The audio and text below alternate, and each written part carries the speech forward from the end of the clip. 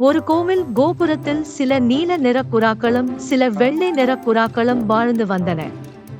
நீல புறாக்கள் தாம் வெள்ளை புறாக்களை விட அழகாக இருப்பதாக எண்ணி கர்வத்துடன் இருந்தன.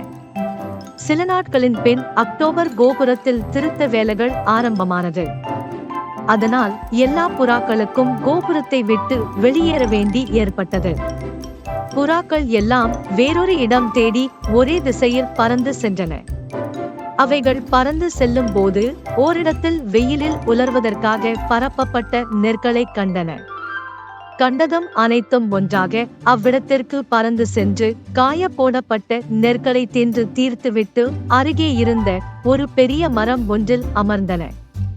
தானியத்தை காய்வதற்காக பரப்பி விட்டு சென்ற வேடன் திரும்பி வந்து பார்த்த பொழுது தானிய மணிகள் ஒன்று கூட இல்லாதது கண்டு அதிர்ச்சியடைந்தான்.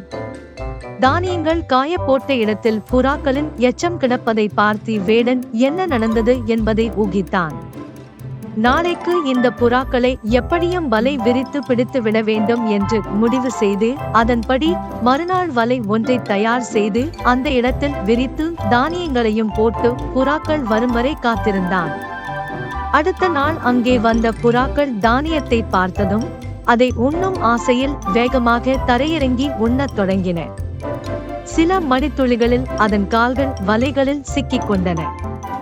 சற்று தொலைவில் மறைந்திருந்த வேடன் நிலைமையை நன்கு புரிந்து கொண்டு புறாக்களை பிடிக்க ஓடி வந்தான்.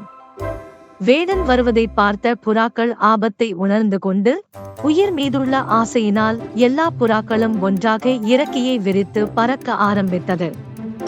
வலையையும் புறாக்கள் தூக்கி கொண்டு உயர பறந்து சென்றன.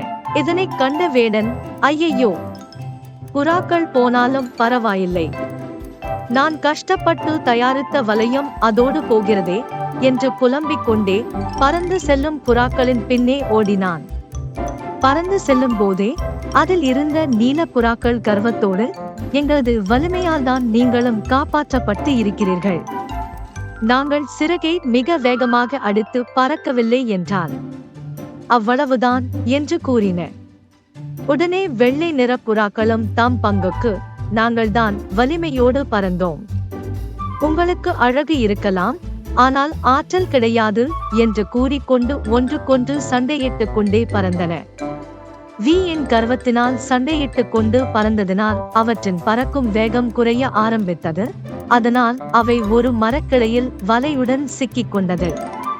இதனை பார்த்த வேடனுக்கு மகிழ்ச்சி ஏற்பட்டது.